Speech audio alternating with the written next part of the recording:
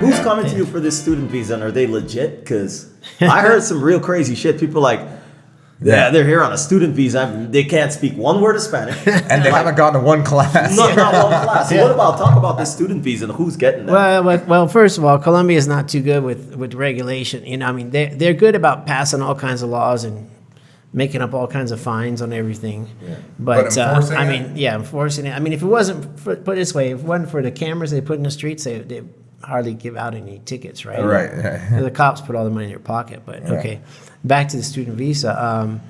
What happens is there's a rule where they're supposed to take roll, you know, and they're supposed to report it like the hotels do. They're on the same system. Okay. The university is on the same system as the hotels, and they're supposed to report attendance every day. But it doesn't really happen like that. So, and the smaller schools, I've heard, are, you know, more flexible. Okay. You know. More flexible, meaning pay me our tuition and you Or don't have to show up. they don't want to be too tough on their students because they might lose all their income. Exactly. Right? Exactly. The small guys. You know, the big universities might be more compliant with that. And I guess it depends on what the government's priorities are. Yeah. Immigration loves to go after people that are working illegally, but you know that maybe the student visas aren't their biggest priority. Yeah. So there's all kinds of schools here in Medellin. There's the big universities. There's the small language shops. You know, and it just depends on the structure you want. But What are those? Yeah. What's the duration and stuff of those? Like, what do those look like when somebody gets that? you can get a class, or you can get a visa for as little as a month. Okay. They take you more serious. You put more time down. The big thing about it is, I mean, those classes, the university wants you to pay. You know, if you pay 3 months, they're going to give you a letter for 3 months saying that you pay for 3 months, and that's how long they're going to give you the visa for. Mm-hmm. The smaller places might take like a down payment, you know? Okay, give me 3 months and I'll write you a letter for a year, you know, that kind of thing. Just to get you in the door, just to get that money. Yeah, and they're pretty expensive. I mean, Spanish classes are pretty expensive down here. I had a guy, he went to cosmology school, right? Mm-hmm. And it was a technical school. He already knew Spanish, but he got a visa, and his classes were only like $20 a month, you know? And you're paying for Spanish classes, they're trying to hit you up for like $300-400 a month, something like that, right? So just a little idea there, but $300-400 more or less per month for classes. yeah, I mean, I haven't quoted it lately. I could be a little off. I think some places like Toucan, you know, up the road here, they throw in tourism stuff, and people seem to like it because they got a lot of activities too. Right, yeah. But I think they're more expensive, yeah. But the universities, UPB and EAFIT are the big universities down here in Medellin. You know, you can look them up and you can call them. They've got that part of their page in English, and we've got people responding. So if I'm like someone in the U.S. or Australia or whatever, and I want to come down here, do you think the student visa is the easiest one to get out of all of them? Yeah, sure. You just gotta have the money to pay for the, you know, For the pay class and everything. And they want to see that you've got money in your bank account to support your, you know, expenses and things your like life, that. yeah. So wait a second. So sorry. Step back on this student visa. Andrew asked a great question because there's two different types of folks. There's a person that's like, well, I want to go down to Colombia and I want to spend some months learning Spanish, and I'm going to go to a school, right? Technically, correct me if I'm wrong. When they fly in here, let's say they're not registered or anything yet. Mm-hmm. They're going to be given 3 months anyways. So they don't need a visa. They can be on a tourism visa for the first 3 months if they wanted to, right? So they don't have to come out of pocket for anything just yet. If this person's studying over there and they're like, yes, I've booked classes with EAFIT, the university, and I'm flying in, and at that point, they're telling the person at immigration, here, I'm here for classes, here's my registration. At that point, are they getting like what visa are they getting in their passport when they're coming in with already registered? Well, yeah, no, that's a good point. They used to let people study on tourist visas, but now they're making people get an actual education visa if they don't have some other kind of visa. They don't want you to have a tourist visa or tourist stamp. Because what you're talking about, when people come in, they can come in with just their passport. It's not every country, but all developed countries like United States, Canada, you know, the United Kingdom. Those guys come in, they get a stamp. They don't have to apply for a visa. But when you go to class, they might give you a week or two to finish fixing up your visa, you know. Okay. But they want to see a student visa. Okay. but technically somebody could come, like, I'm interested in learning Spanish.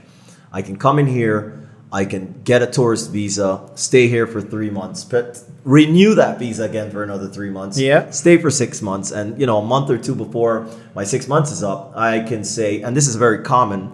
People are like, man, I want to stay here for another 6 months, so I'm going to register for Spanish classes for another 6 months. Yeah. So they go to AFIT or whatever, and they say, okay, yeah, I'll pay you for the 6 months because they can afford the 300, 400.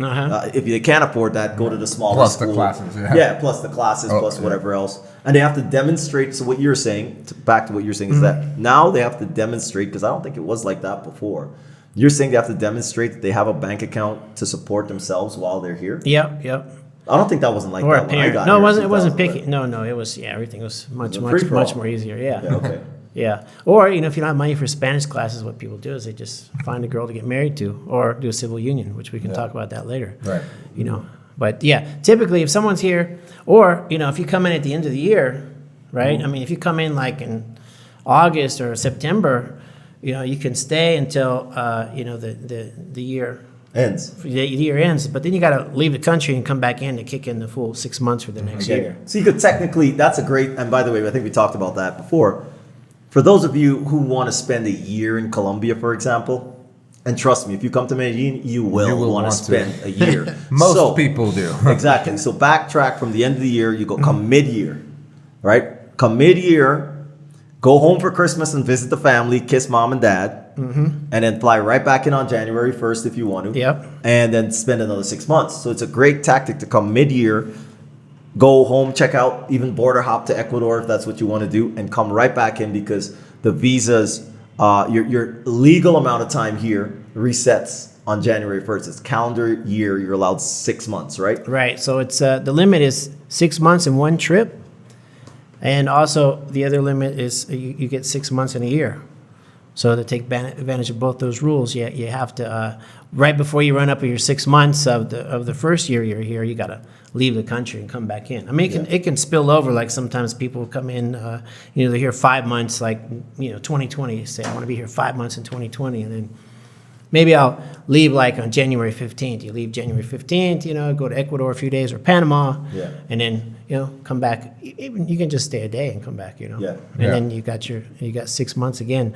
But you just have to remember, when you get to the end of 90 days, you got to run into the office, the visa office, and apply for an extension. Pain in the ass. Yeah. Pain in the ass. All right. Well, I guess my last question on the student visa is, let's say I'm someone, a foreigner, and I want to come in on a student visa, or let's say I've run out of options or I've run out of time with the just visiting, coming in and not having a visa, and I contact you. I haven't looked up any classes or anything. Will you guys set up everything for me? Like, I don't want to do anything. Just tell me where the classes are and I'll go and whatever. Or do the people usually do the research first and find the classes and then reach out to you?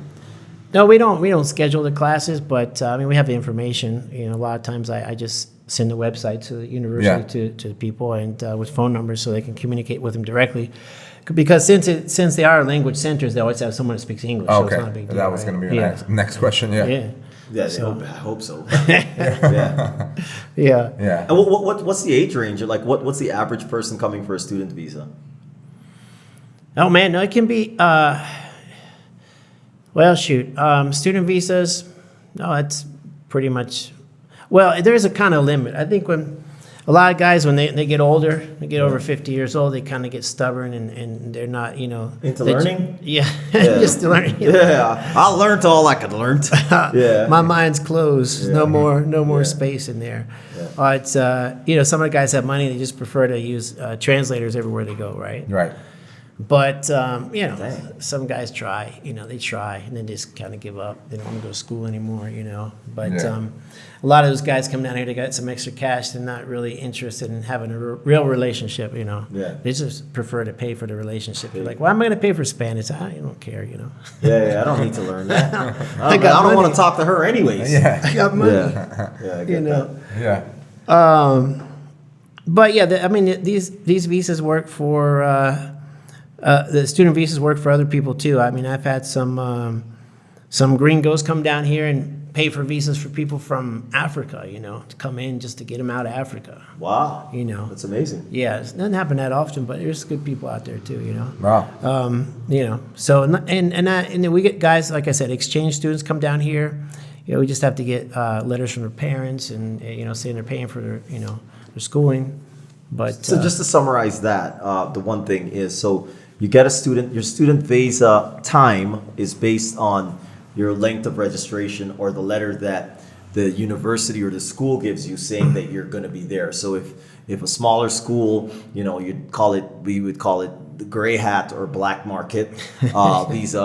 So you get the small school, you paid them for 3 months up front, but they're going to write you a letter for a year. Your visa becomes a year-long visa. As a student visa, you get stamped in your passport. right, yeah, generally that's the case. Okay. All right. And just as a small print down below, I just like to tell everybody that nothing stays consistent here in Colombia. Things are changing all the time. I can go to an immigration office here in Medellin, and I go to one in Bogota, and they're going to give me different answers on stuff. They have different interpretations.